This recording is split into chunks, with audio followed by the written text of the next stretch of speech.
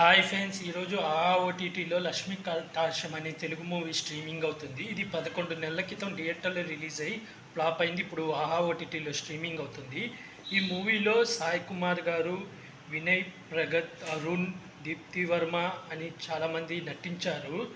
ఈ movie main plot వచ్చేసి Sai Kumar MLA అవ్వాలని అనుకుంటుంటాడు. దానికి 100 కోట్లు ఖర్చు పెట్టి ఎమ్మెల్యే అవ్వాలని 100 కోట్లు దొంగచాటుగా తెప్పిస్తుంటాడు. ఎలా అయినా జనాలందరికీ ఓటుకి 5,000 ఇచ్చి పంచి గెలవాలి అనుకుంటాడు. అయితే అదే టైంలో పోలీస్గా వచ్చిన హీరో సాయి కుమార్ని ఎలా అయినా గెలవనీయకుండా చేయాలని చెప్పి ప్రయత్నాలు చేస్తుంటాడు. చివరికి ఏమైంది, సాయి కుమార్ అనుకున్నట్టు ఎమ్మెల్యే అయ్యాడా లేదా, హీరో సాయి కుమార్ని ఆపాడా లేదా, అసలు వీళ్ళిద్దరి మధ్య గొడవ ఏంటి, హీరో ఫ్లాష్ బ్యాక్ ఏంది అనేది మూవీ స్టోరీలే. మూవీ ఎలా ఉందంటే పర్లేదు అనిపించింది. అంటే కొన్ని కామెడీ సీన్లు వర్కౌట్ అయినాయి. ఇది రొటీన్ స్టోరీయే.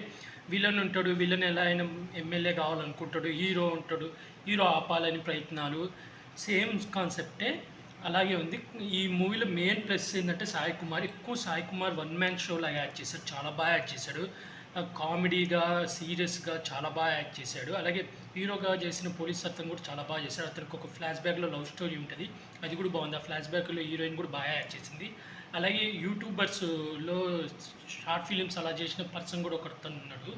అతను ఒక రెండో హీరో లాగా అతనికి ఒక లవ్ స్టోరీ ఉంటుంది. ఎలా అయినా డబ్బున్న అమ్మాయిని పడేసి సెటిల్ అవ్వాలని ఇలాంటి కాన్సెప్ట్ ఎన్నో వచ్చినాయి.